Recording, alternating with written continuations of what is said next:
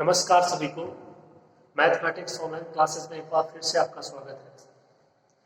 देखिए, आज की क्लास शुरू करते हैं। तो इससे पहले वाली क्लास में हम वीवर समुच्चय के ऊपर आधारित थ्योरम है वो पढ़ रहे थे। ठीक है, तो अपना अब तक है वो विवर्त गोलक, संवर्त गोलक, आंतरिक बिंदु, वीवर समुच्चय और उस पर आधारित थ्योरम ये हो चुका है दोरिक समष्टि के अलावा। ये इसी यूनिट का पार्ट है। अब इसके बाद है संवर्त समुच्चय, क्लोज सेट। एक था अपना वीवर समुच्चय ओपन सेट, अब है संवर्त समुच्चय क्लोज सेट। ठीक है, तो क्लोज सेट के बारे में चर्चा करेंगे। उसकी परिभाषा वो इम्पोर्टेंट है, एग्जाम में आ सकती है। ओके, और उसकी परिभाषा देखने के बाद में उसके ऊपर आधारित थ्योरम करेंगे। तो परिभाषाएं याद होना बहुत आवश्यक है। ये आपने देख लिया है यहाँ पे, इसके बगैर काम नहीं हो पाएगा। ओके, तो देखिए शुरू करते हैं हम संवर्त समुच्चय। उसके लिए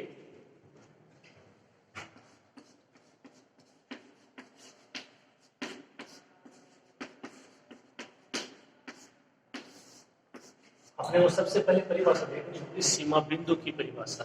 किसके लिए? जो आपका संवर्त समुच्चय है, क्लोज सेट है, उसके लिए। ठीक है, जो सीमा बिंदु है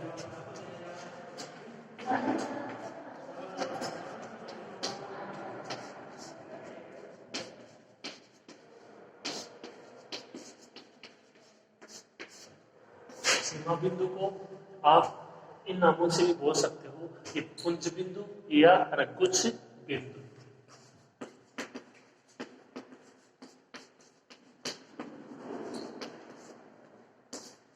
लिमिट पॉइंट सीमा बिंदु। तो ये अपन पहले भी इसके बारे में डिस्कशन हो चुका है रियल में। ओके, जो आपकी फर्स्ट यूनिट थी वहां पे जो आपका अनुक्रम है उसका सीमा बिंदु। ठीक है, अभिसारी होना नहीं होना उस पे हमने इसकी चर्चा की थी। ठीक है, तो यहाँ पे इसका थोड़ा सा दूसरा मेथड है, बदलाव है। हालांकि वो परिभाषा सही है लेकिन वो किसी अनुक्रम के लिए है। ओके, तो अब यहाँ पे देखिएगा जो इसकी सीमा बिंदु की परिभाषा है वो क्या है।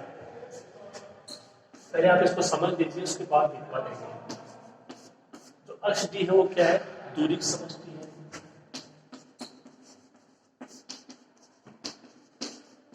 अक्ष डी क्या है? कोई दूरिक समष्टि। ध्यान से समझ लीजिए, देखो हर चीज को यहाँ से हर चीज समझ में आएगी है ना, तब भी थ्योरम हो पाएगी। और थ्योरम है वो बिल्कुल है ना छोटी छोटी थ्योरम है, ये चीजें वहां पे अप्लाई होती है। तो आपको वहां पे दिक्कत ये आएगी कि ये हुआ कैसे। तो उसके लिए जो परिभाषा है, कॉन्सेप्ट है, वो अच्छे से क्लियर होना चाहिए। ओके, देखिए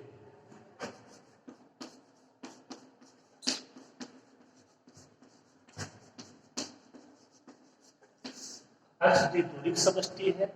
ए है वो क्या है? अक्ष का कोई उपसमुच्चय है, यानी ए के अवयव अक्ष के ही अवयव है। तब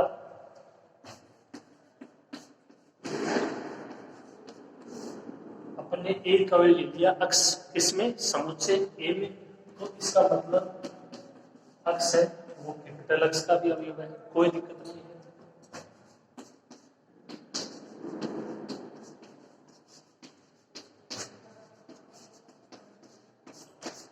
जो अक्ष है उसको क्या बोलोगे? ए का सीमा बिंदु बोलोगे। बोलोगे कब? तो कंडीशन है उसको ध्यान से देखना। ऐसा क्या है? विवर्त गोलक है और जिसका जो अक्ष है वो क्या है? केंद्र है, आर है, त्रिज्या ग्रेटर देन 0। ये सारी चीजें आपको पता है। ऐसा क्या है? जो अक्ष है उस पर केंद्रित कोई विवर्त गोलक है। अक्ष इसका अवयव, एक का अवयव, अक्ष किसका अवयव? कैपिटल अक्ष का अवयव। ओके, तो एस अक्षार। ठीक है, ये जो आपका समुच्चय ए है इसको इस प्रकार से प्रतिच्छेदित करे। ध्यान से सुनना, जो विवर्त गोलक है जो एक का अवयव है उसी पर केंद्रित विवर्त गोलक है, वो जो एक समुच्चय है उसको यानी इस प्रकार से प्रतिच्छेदित करे कि जो ये आपका अवयव है कौन सा? अक्ष जो लिया है। इसके अलावा यहाँ पे देखो इसका क्या मतलब है कि यहाँ पे इसका ना जितने भी अवयव है उनमें से आपको अक्ष को ना घटाना है, अक्ष को छोड़ देना है। ठीक है, मान लो जैसे एग्जाम्पल के तौर पे ये दो अवयव है एस अक्षार में। एक तो ये स्वयं तो देखो होना ही है, ये आपको मैं बता चुका हूँ इससे पहले वाले क्लास में। एक कोई और मान लो अवयव है, और भी दे सकते हो आप एक्स वाई जेड कुछ भी। तो यदि आप इसमें से इसको घटाओगे तो दो ही अवयव बचेंगे, वाई और जेड। बात समझ में आ गई ना मेरी? ओके, तो यहाँ पे मेरे कहने का मतलब है कि जो विवर्त गोलक जो एक समुच्चय है उसका जो अवयव है उस पर केंद्रित जो विवर्त गोलक है वो विवर्त गोलक यदि ए जो आपका अवयव है अक्ष इससे प्रतिच्छेदित करे, मतलब इसको छोड़ दे, तो जो इसको छोड़ने के बाद में जो ए के साथ इंटरसेक्शन लेंगे इसका एस अक्षार माइनस अक्ष का, तो वो क्या होना चाहिए, वो नॉट इक्वल टू 5 होना चाहिए, बस इतना। यानी नॉट इक्वल टू 5 का मतलब कोई न कोई अवयव विद्यमान होना चाहिए। एग्जाम्पल के तौर पे देखो, जैसे ये 3 अवयव है मान लो इसमें एस अक्षार में एक्स वाई जेड, और आपने इसमें से ना छोड़ोगे किसको, एक्स को, तो वहां क्या बचेगा, वाई और जेड बचेगा। इसमें यहाँ पे अब यदि मान लो ए में ये अवयव है, ये अवयव है, जैसे मान लो जो ए है उसमें इस तरीके से अपन अवयव लेते हैं एक्स वाई जेड टी, ये अवयव ले लिए, ठीक है। एक बार हमने अवयव ले लिए, एक्स ले लिया और टी ले लिया, ये केवल समझने के लिए देखो, ओके। तो यहाँ पे देखो जब ए ये है, ए का मान ये है एक्स वाई जेड टी, ठीक है, तो इसका इंटरसेक्शन लेंगे इसके साथ, और जो एस अक्षार है इसमें हम अभी ले रहे हैं एक्स वाई जेड, ओके। तो यहाँ से इसको एक्स को छोड़ेंगे तो क्या बचेगा वाई जेड। अब इसका इंटरसेक्शन लेना है आपको इसके साथ, तो क्या आएगा वाई जेड, ये दोनों में वाई जेड दो अवयव आते हैं और फाइव है नहीं, फाइव कहाँ से दो अवयव है, नॉट इक्वल टू 5। तो यदि ए का मान ये है, यदि ए का मान ये है, जो एस अक्षार में ये अवयव है, तो जो ए है वो क्या कहलाएगा, सॉरी जो अक्ष है वो क्या कहलाएगा, ए का सीमा बिंदु कहलाएगा, ओके।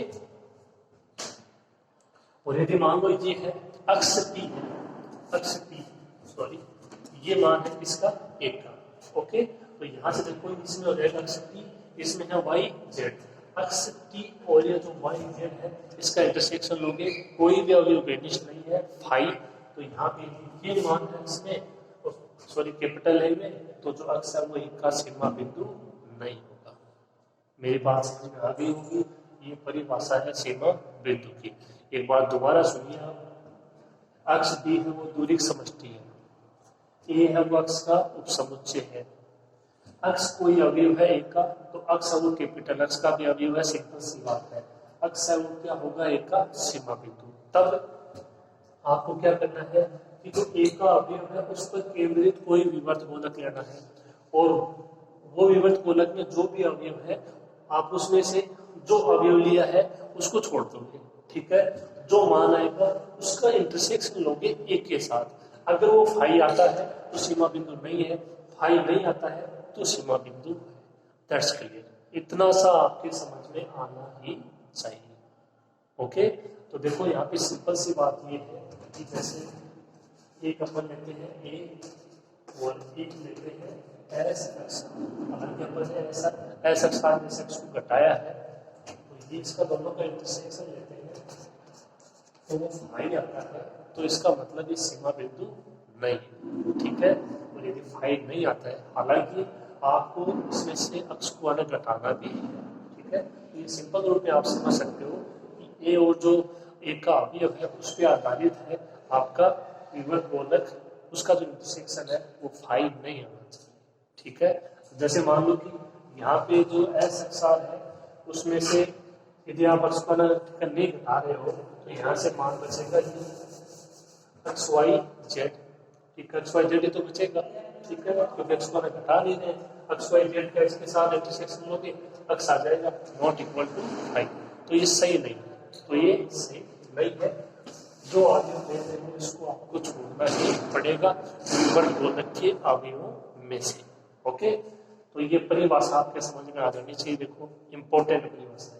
उम्मीद करते हैं आपके समझ में आ गई होगी। अब मैं इसको लिखता हूँ, आप इसको नोट कर लीजिए।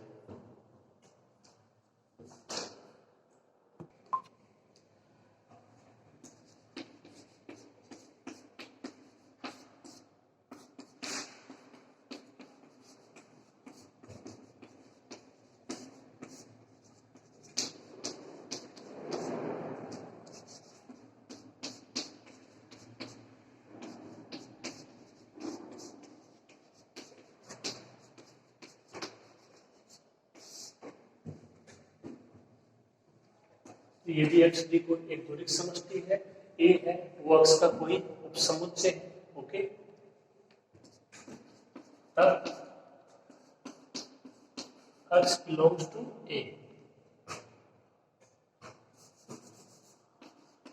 तथा x belongs to A को जानवी दे दिया अपन ने A में, तब x है वो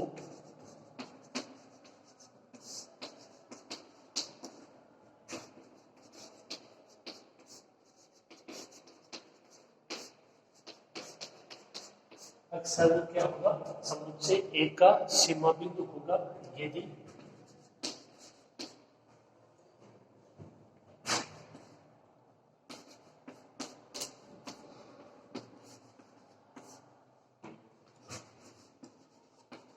अक्ष पर केंद्रित कोई विवर्त गोलक, जैसे कि अपन ने लिखा एस अक्ष से आर,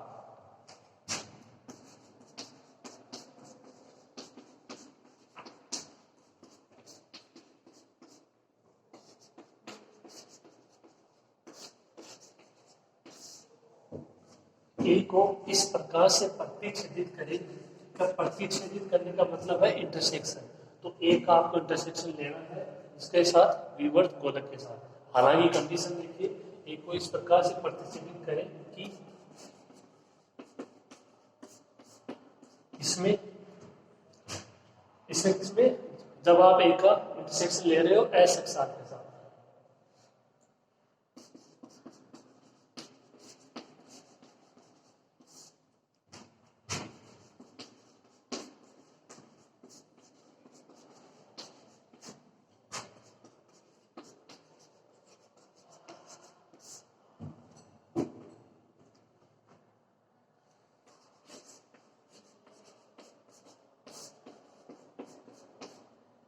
इस प्रकार प्रतिच्छेदित करें कि अक्ष के अतिरिक्त ए का कम से कम एक अवयव विद्यमान होना चाहिए।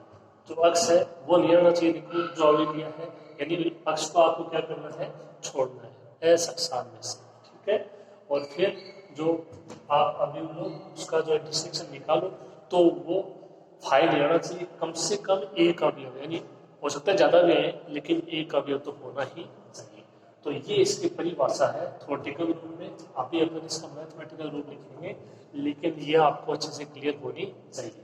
यदि अक्ष की एक दूरिक समष्टि है तथा ए है वो अक्ष का कोई उपसमुच्चय है, अक्ष बिलोंग्स टू ए है, अक्ष है वो ए का सीमा बिंदु कहलाएगा यदि अक्ष पर केंद्रित कोई विवर्त गोलक जैसे कि एस अक्षा ए को इस प्रकार से प्रतिच्छेदित करे, मतलब वो इंटरसेक्शन है उसके साथ, इसमें अक्ष के अतिरिक्त ए का कम से कम एक अवयव विद्यमान हो। ओके, लिखो आप इसको ऐसे कर दो।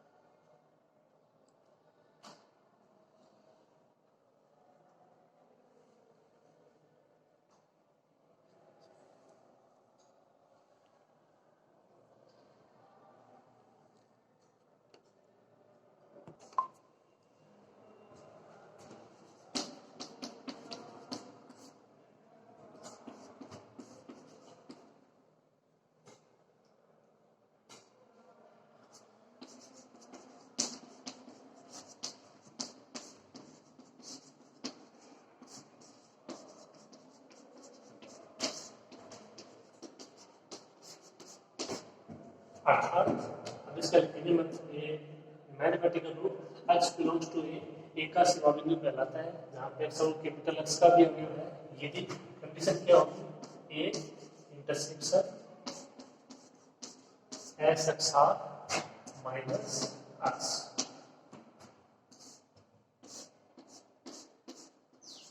Not equal to 5। A intersection S अक्षा minus x not equal to 5, जहां पे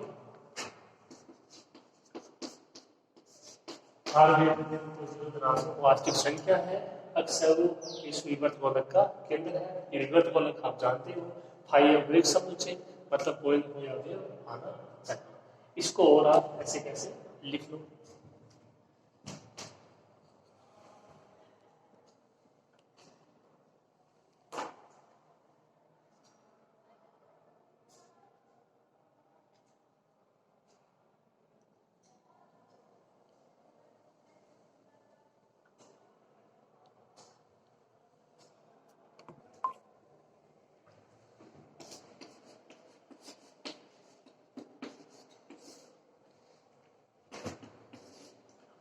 नोट लगाए, कुछ पॉइंट लिखने देखिए आपको।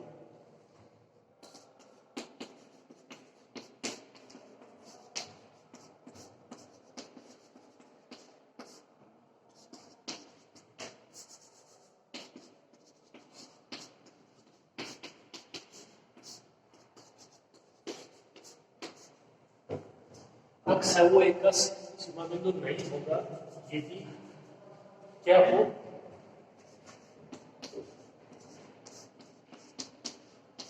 ए इंटरसेक्शन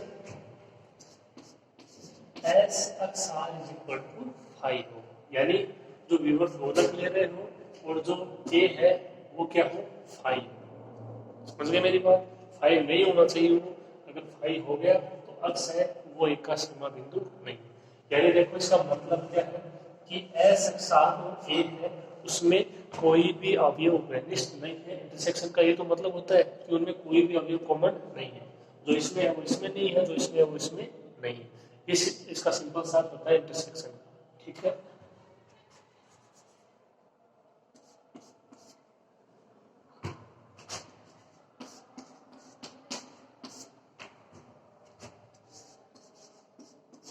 इसका मतलब आप इसको यहां से ऐसे ले सकते हो, S x are containing A dash, जहां पे ए डेस क्या है,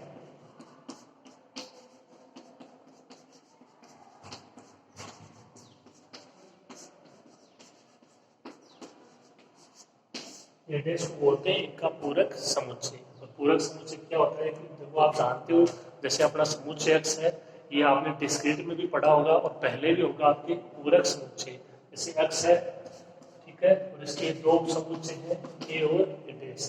तो जो ए डेस है इसका मतलब क्या है, एक्स के वे अवयव जो ए में नहीं है। ठीक है, वही बात है। और जो एक्स के अवयव ए डेस में नहीं है वो ए में हो जाएंगे। पूरक समुच्चय यानी ए डेस है उसको आप ऐसे लिख सकते हो एक्स माइनस ए। आपके जो अक्ष के अवयव है उन अवयव में से आपको निकाल देना है किसको, ए के अवयव को निकाल देना है, जो अवयव बचेंगे ए डेस में। यानी जो अवयव ए में होंगे वो ए डेस में नहीं होंगे, जो ए डेस में होंगे वो ए में नहीं होंगे। पूरक समुच्चय अक्ष के वे अवयव जो ए में नहीं।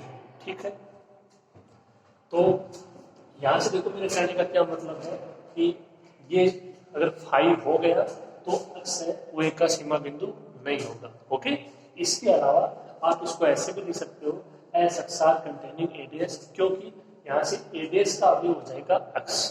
होगा नहीं होगा आप देख लीजिए, ये जो अपनी कंडीशन है ये विवर्स समुच्चय वाली कंडीशन है, एस एक्स आर कंटेनिंग जी। तो जो जी है उसकी जगह एडीएस है, अक्स जी का अवयव था, अक्स एडीएस का अवयव हो जाएगा, क्योंकि अक्स है वो एक का तो यहाँ पे सीमा बिंदु है नहीं। ओके, तो ये आपको नोट लगा के पॉइंट लिखना है, जहाँ पे एडीएस के बारे में आप पहले भी पढ़ चुके हो। एडीएस क्या है, एक का पूरक समुच्चय, एडीएस का मान एक्स माइनस ए। ओके, लिखो इसको ऐसे कैसे।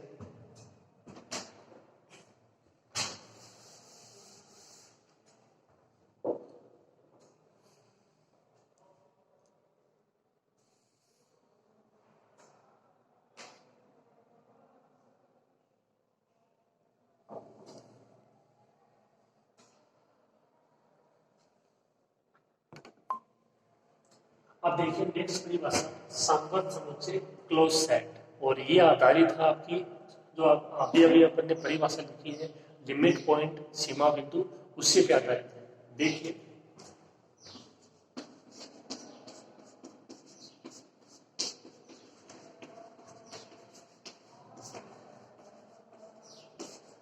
यदि अक्ष की एक दूरी समझती है,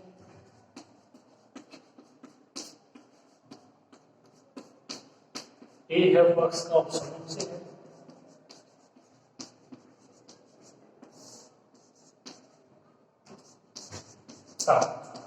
बस एक कंडीशन आपको याद रखनी है, क्या,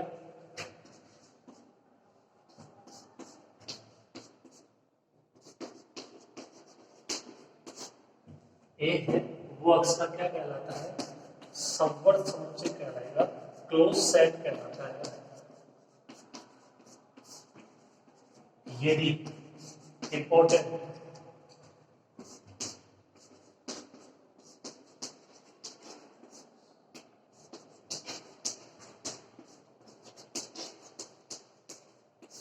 यदि अक्ष के सभी सीमा बिंदु ए में विद्यमान हो। बस इतना याद रखना आपको। अक्ष की दूरी समष्टि है, ए है वो अक्ष का उपसमुच्चय है, ए है वो अक्ष का संवर्त समुच्चय कहलाएगा यदि अक्ष के अन्य जितने भी सीमा बिंदु हैं वो सारे किसमें विद्यमान हो, वो ए में विद्यमान हो। अगर ऐसा हो गया, ए को क्या बोलोगे, अक्ष का संवर्त समुच्चय, क्लोज सेट ऑफ अक्ष, किसको, ए को। ओके, सिंपल सी परिभाषा है। तो जो क्लोज सेट है उसकी परिभाषा आने के लिए आपको सीमा बिंदु की परिभाषा मालूम होनी चाहिए, इसीलिए पहले आपको सीमा बिंदु की परिभाषा करवाई है, उसके बाद क्लोज सेट। क्योंकि अगर सीमा बिंदु का नहीं पता होगा तो यहाँ पे आप ज्ञात नहीं कर पाओगे कि ए है वो क्लोज सेट है या नहीं। ओके, लिखो इसको, थ्योरम करते हैं फिर हम।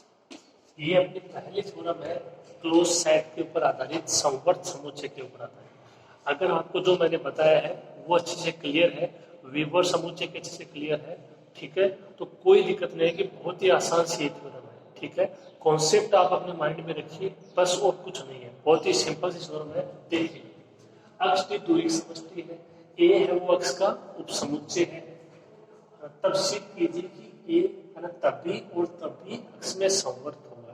देखो ये जो शब्द आया है तभी और तभी, ये उसी की तरह है यदि और केवल यदि। तो आपको इसको दोनों तरफ से प्रूव करना होगा, आवश्यक प्रतिबंध और पर्याप्त प्रतिबंध। अक्ष में संवर्त होता है जबकि समुच्चय एडेस, अब एडेस देखो इसका मान दे भी दिया है, अगर नहीं दिया जाता तो आपको पता होना चाहिए अक्ष माइनस ए, जहां पे एडेस क्या है, एक का पूरक समुच्चय, अक्ष में विवर्त समुच्चय हो। तो इसकी लैंग्वेज को आप सबसे पहले आसान बनाने की कोशिश कीजिए। दूरी समझती है, ए है वो अक्ष का उपसमुच्चय है, तो सबसे पहले क्या लेके चलेंगे कि ए क्या है, संवर्त समुच्चय, ये लेके चलेंगे। प्रूफ क्या करेंगे, एडेस है वो विवर्त समुच्चय है। अब ए है वो अक्ष में है, एडेस का मान ये होता है कि अक्ष में विवर्त समुच्चय है, ये अलग बात है। आप इसको सिंपल वे में लेने की कोशिश कीजिए कि अपने को लेके चलना है, ए है वो संवर्त समुच्चय है, संवर्त समुच्चय की परिभाषा याद होनी चाहिए बस। एडेस को प्रूव करना है विवर्त समुच्चय, विवर्त समुच्चय की कंडीशन पता होनी चाहिए, हो गया क्वेश्चन।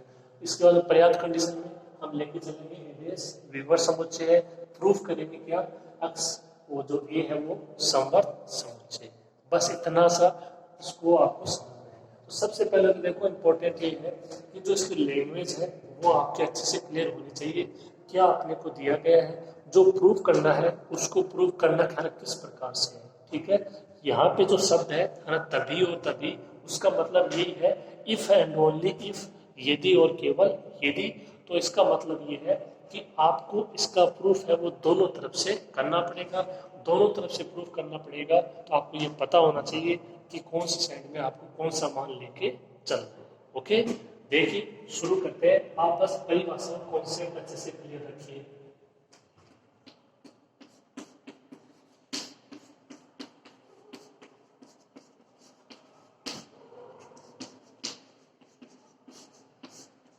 एक्चुअली क्या है, दूरी समझती है, और जो दिया गया उसको आप लैंग्वेज के रूप में अप्लाई कर दीजिए। ये क्या है, अक्ष का उपसमुच्चय है। अब इसका आवश्यक प्रतिबंध,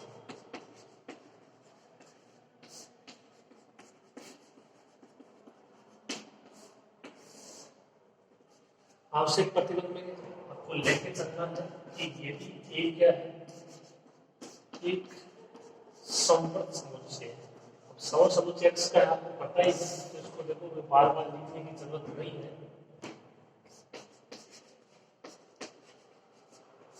ए है वो एक क्या है, समवर्ग समुच्चय है, तब सिद्ध करना है कि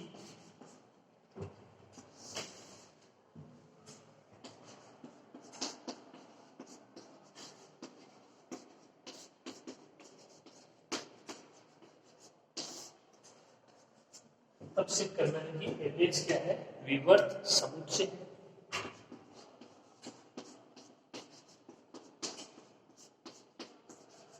जहां एडेक्स का मान x माइनस ए x के वे अवयव जो समुच्चय में नहीं है।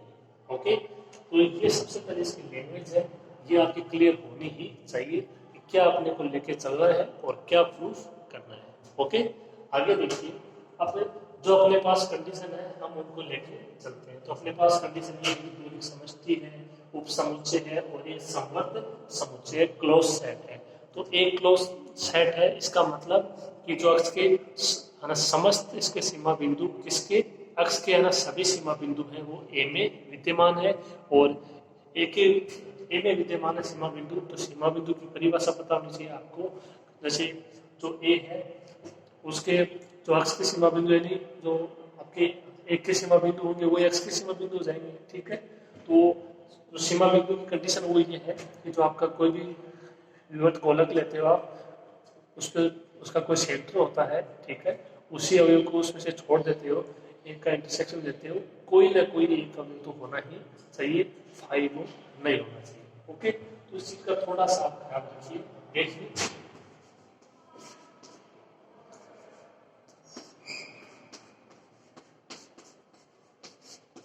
तो देखो, यदि a is equal to x हो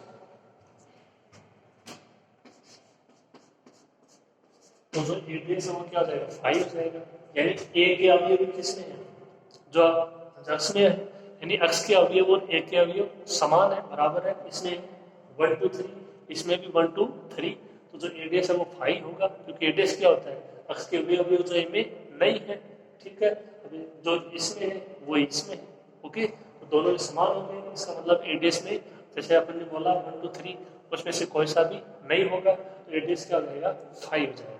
ठीक है, एडीएस 5 हो जाएगा। 5 क्या है, रिक्त समुच्चय।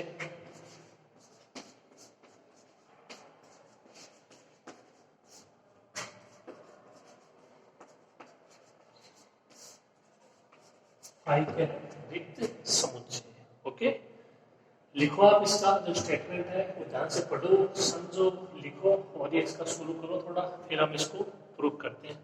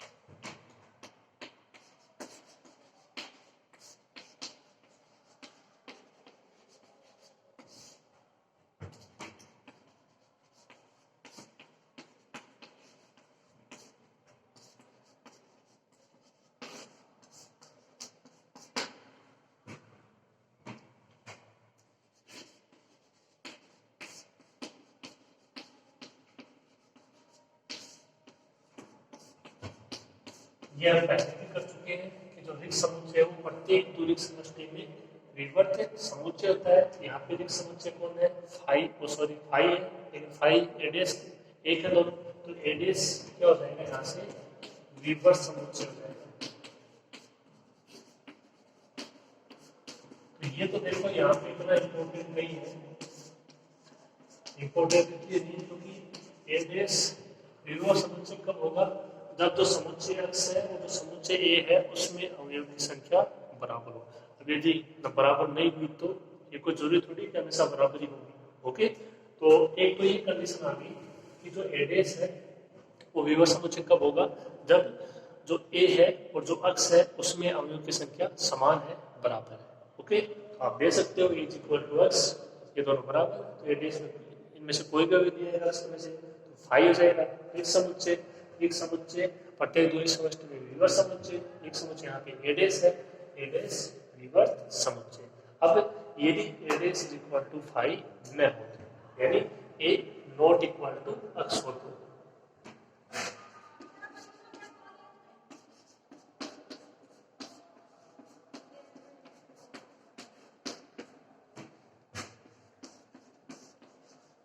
तो इसमें हमने कोई एक अवयव ले लिया, 5 नहीं है भाई, उसमें अवयव तो विद्यमान है, तो हमने एक अवयव ले लिया x belongs to A dash. अब यदि आपको ए और ए डैश की परिभाषा अच्छे से क्लियर है, x ए डैश का अवयव है, तो इसका मतलब x है वो ए का अवयव कभी भी नहीं होगा। इसके लिए आपको ए और ए डैश की परिभाषा पता होनी चाहिए। देखो ए डैश है वो ए का पूरक समुच्चय है, जो ए डैश का अवयव है वो ए का अवयव कभी नहीं होगा, ए का अवयव है वो ए डैश का अवयव कभी भी नहीं होगा। ये आपका पहले का भी बना हुआ है और आपको पता होना चाहिए।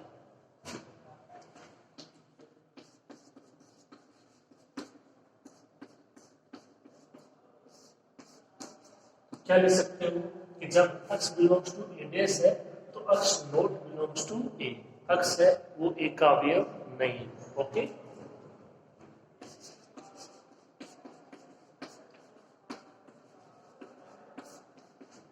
और क्या है, हम लेके चल रहे हैं कि ए क्या है, एक समवर्त समुच्चय। समवर्त समुच्चय की परिभाषा याद कीजिए, x के समस्त सीमा बिंदु ए में विद्यमान है। x है वो ए में विद्यमान ही नहीं है, इसका मतलब x है वो ए का सीमा बिंदु नहीं हो सकता। ये इसकी परिभाषा से हो जाएगा। ओके,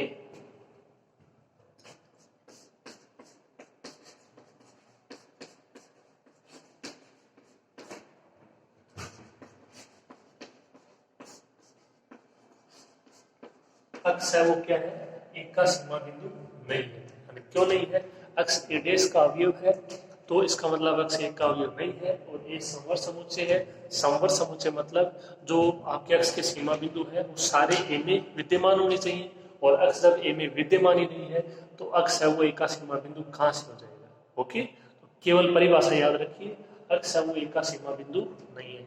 अब जो मैंने आपको नोट लगवा के पॉइंट लिखा है उसकी तरफ देखिए आप, कि जब x है वो एक का सीमा बिंदु नहीं है तो आप उसको क्या लिख सकते हो, आप उसको लिखोगे A intersection S x R is equal to 5 या S x are containing A dash. Okay, तो वो पॉइंट मैंने इसलिए लिखाया था अपने काम में आएगा। आगे देखिए आप,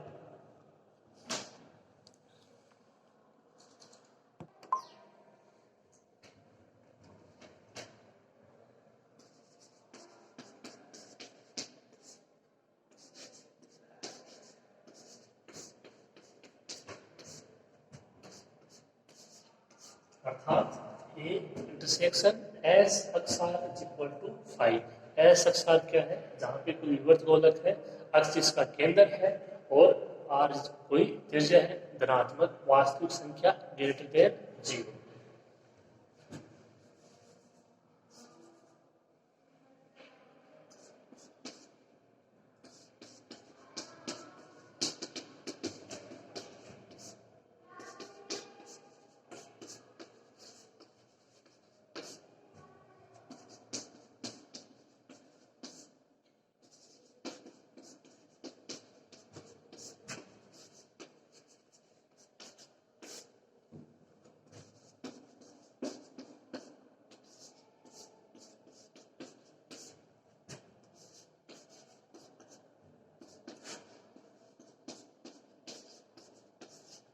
अक्ष पर केंद्रित कोई विवर्त गोलक इस प्रकार से विद्यमान होगा कि एस अक्षान कंटेनिंग ए डैश, ए में नहीं होगा, इसमें होगा, ए डैश में होगा। ये दोनों कंडीशन आपको मैंने नोट लगवा के लिखवाई है। ओके, एस अक्षान कंटेनिंग ए डैश, इसकी तुलना कर लीजिए आप विवर्त समुच्चय की परिभाषा से।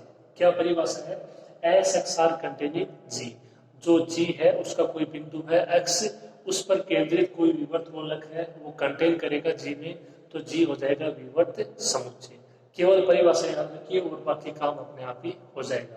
तो ऐसे देखोगे तो ए डैश का कोई अवयव है, तो अवयव है देखो अपने पास है। ओके, और उस पे केंद्रित कोई विवर्त गोलक है वो कंटेन कर रहा है डैश में, तो इसका मतलब ए डैश क्या हो जाएगा, विवर्त समुच्चय।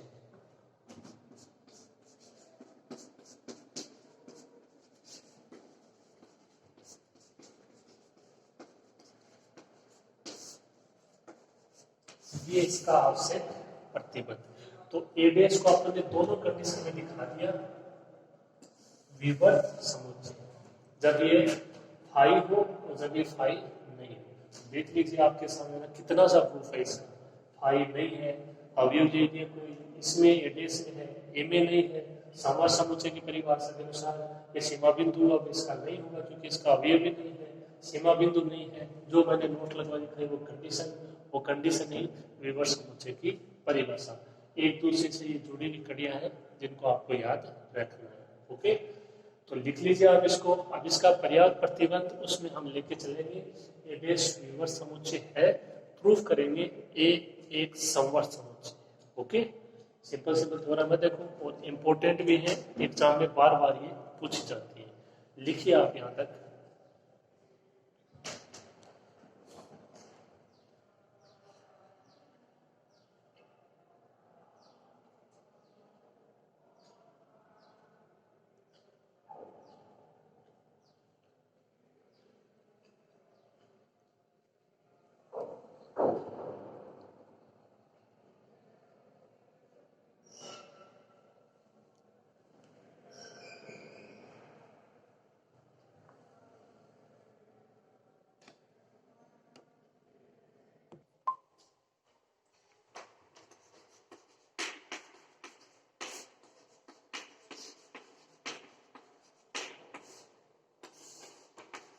पर्याप्त प्रतिबंध में इसका विपरीत लेके चलेंगे।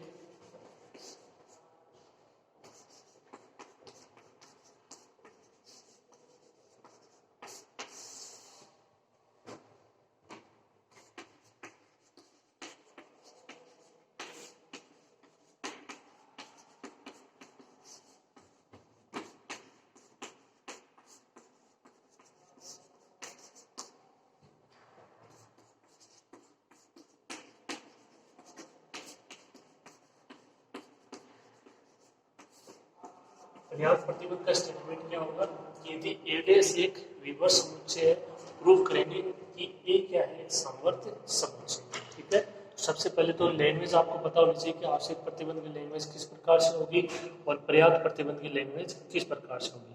अब अपने को प्रूव करना है कि ए है वो एक समवर्त समुच्चय है। ठीक है, इसको हम प्रूव करेंगे विरोधाभास विधि से, कॉन्ट्राडिक्शन मेथड से। वो क्या होता है, जो अपने को प्रूव करना होता है उसका विपरीत लेके चलते हैं। लास्ट में जाके कुछ ऐसी कंडीशन होती है जो कि अमान्य है। इसका मतलब जो हमने लिया वो गलत है, तो सही क्या हो जाएगा, जो हमने नहीं लिया, यानी समवर्त समुच्चय। ठीक है, तो जो यहाँ पे इसका प्रूफ होगा वो होगा कॉन्ट्राडिक्शन मेथड से, विरोधाभास विधि से, और जो अपने पास कंडीशन है उसी से हो जाएगा। ठीक है, तो थोड़ा सा आपको उसका पता होना चाहिए कि जो ये विधि होती है विरोधाभास विधि, इसका मतलब क्या होता है। तो इसका मतलब ये है कि जो अपने को प्रूफ करना होता है उसका विपरीत लेके चलते हैं। प्रूफ क्या करना है, ए एक समवर्त समुच्चय है, लेके क्या चलेंगे, ए एक समवर्त समुच्चय नहीं है।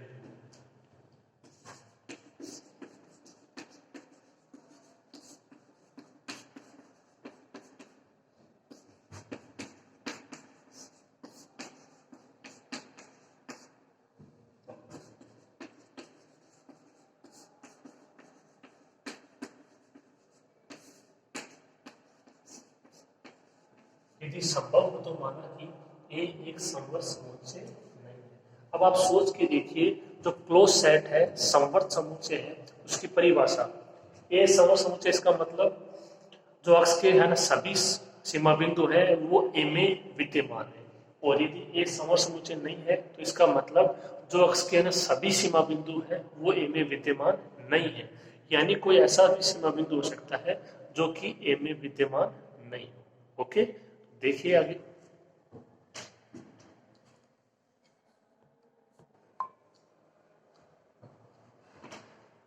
यदि संभव तो माना कि एक समवर्त समुच्चय नहीं है।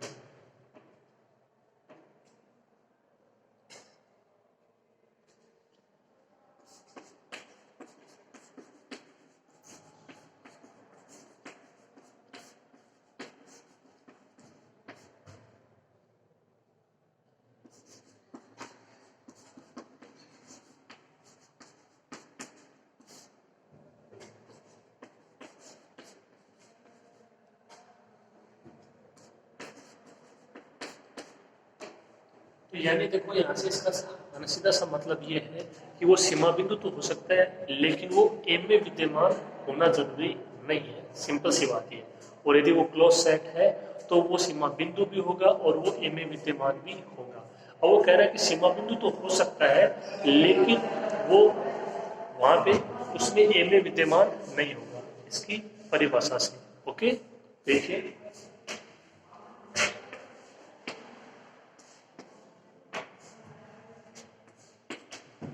अब देखो ये जो आपका चिन्ह है डियर एग्जिस्टेंस, इसका मतलब है कि कम से कम एक अवयव अक्ष है वो इस तरीके से विद्यमान है।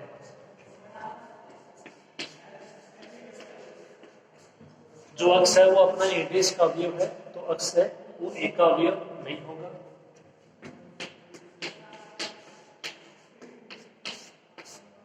ठीक है, अब देख लीजिए अक्ष है वो एक का अवयव तो नहीं है लेकिन वो क्या है, एक का सीमा बिंदु है।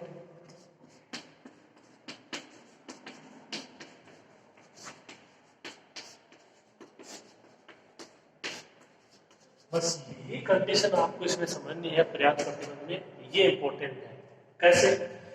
आपने लिया है कि ए है वो समर समुच्चय नहीं है, समर समुच्चय नहीं है इसका मतलब अक्ष के जितने भी सीमा बिंदु है वो ए में विद्यमान नहीं है। इसका मतलब हाँ ये नहीं है कि जो इसके सीमा बिंदु है वो एक ही सीमा बिंदु नहीं है। ठीक है, जो इसके सीमा बिंदु है एक ही, वही किसके, अक्ष के है। पहली बात तो ये, बस ये है कि ए में विद्यमान नहीं है। अगर ए में सारे विद्यमान होंगे तो वो कौन सा सेट हो जाएगा, close set.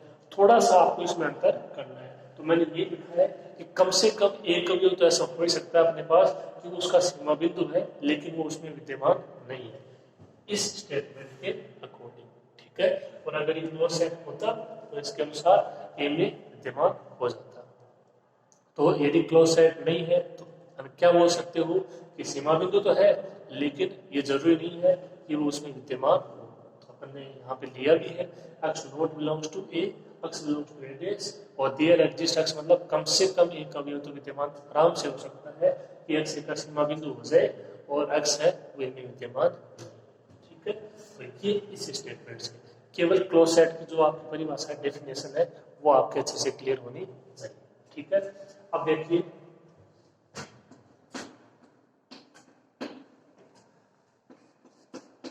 x not belongs to ए मतलब x बिलोंग्स टू ए डेस, ए डेस को हम लेके चल रहे विवर्त समुच्चय।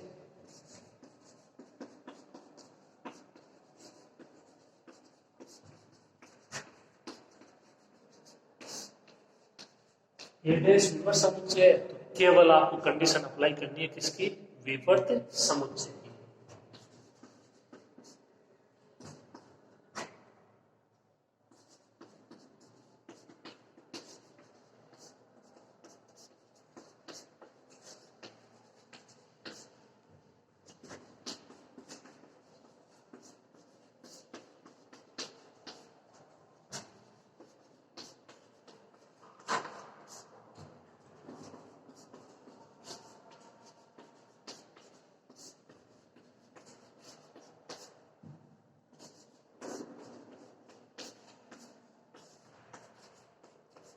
ये कंडीशन है आपको किसकी, विवर्त समुच्चय की।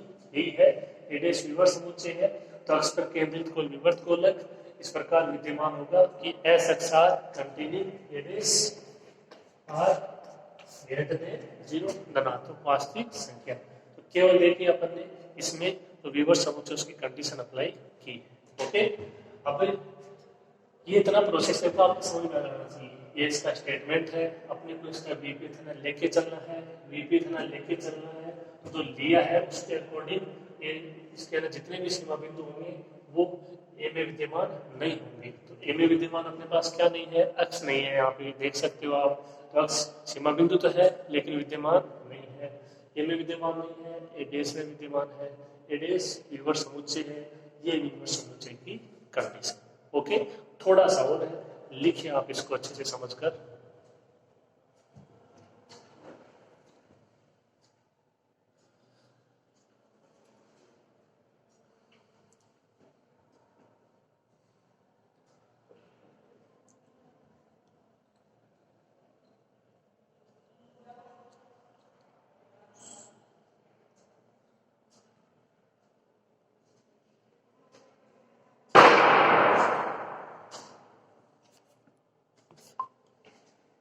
अब आप थोड़ा सा सोचिए कि SXR कंटेनिंग एरियाज ये हमने आज कहाँ पढ़ी है। तो ये देखो, जो मैंने आपको नोट लगवा के पॉइंट लिखा है उसी में ये पढ़ी है। इसको आप ऐसे भी लिख सकते हो,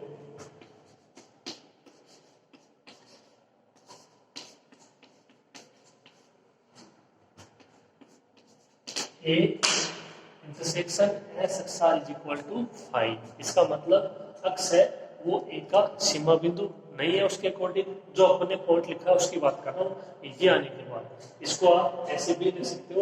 ये दोनों पॉइंट आपको मैंने नोट लगवा के लिखवाए हैं, तो इसके अकॉर्डिंग क्या होगा,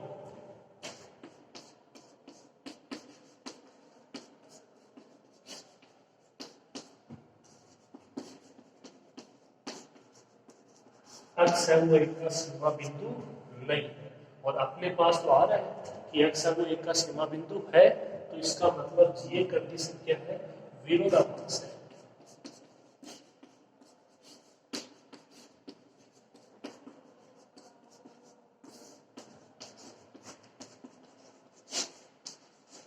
जो कि विरोधाभास की स्थिति है। क्यों, यहां से अपने पास है अक्स है वो एक का सीमा बिंदु नहीं है, और अक्स है वो एक का सीमा बिंदु तो है, अपने पास इतना ही था कि भाई वो सीमा बिंदु तो है लेकिन उसमें विद्यमान नहीं है, लेकिन सीमा बिंदु तो है ही ना वो उसका। ओके, तो अपने पास है सीमा बिंदु नहीं है, तो इसका मतलब ये कंडीशन क्या है, विरोधाभास है। ये आई कहां से, जब आपने लिया कि ए है वो समवर्त समुच्चय नहीं है, इसका मतलब वो हमारा मानना गलत था। तो सही क्या हो जाएगा, ए एक समवर्त समुच्चय है। ये तरीका होता है विरोधाभास विधि से प्रूफ करने का।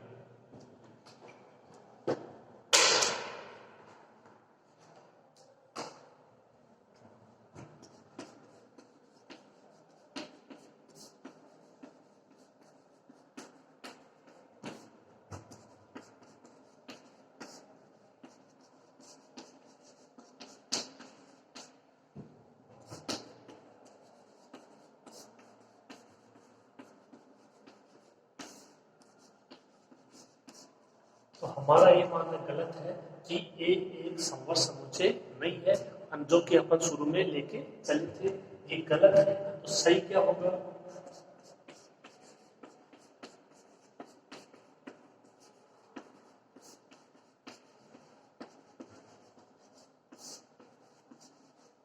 ए एक समवर्त समुच्चय, बस ये इसका प्रूफ है। ओके, तो विरोधाभास विधि में हमेशा याद रखिए, जो आपको प्रूफ करना होता है उसका विपरीत लेके चलते हैं। ओके, लेके चलिए, फिर उसी के अनुसार उसकी परिभाषा को लेके उसको हल करते हैं। लास्ट में कुछ ऐसा आना चाहिए जो कि नहीं हो। ठीक है, ये आया अपने पास और ये नहीं होगा। अपन ने लिखा है कि जो अपन ने लिया उसके अकॉर्डिंग सीमा बिंदु होना चाहिए, जबकि ये क्या कह रहा है कि सीमा बिंदु नहीं है। तो इसका मतलब जो हमने लिया है वो गलत है। सही क्या हो जाएगा, समवर्त समुच्चय। इसको बोलते हैं विरोधाभास विधि, कॉन्ट्राडिक्शन मेथड। ये कॉन्सेप्ट आपके दिमाग में बैठना चाहिए।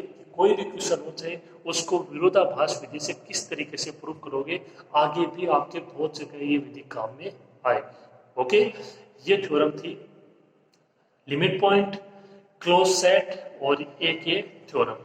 आज क्लास में ये हुआ है, इसको अच्छे से अपने दिमाग में बैठा लेना कॉन्सेप्ट को।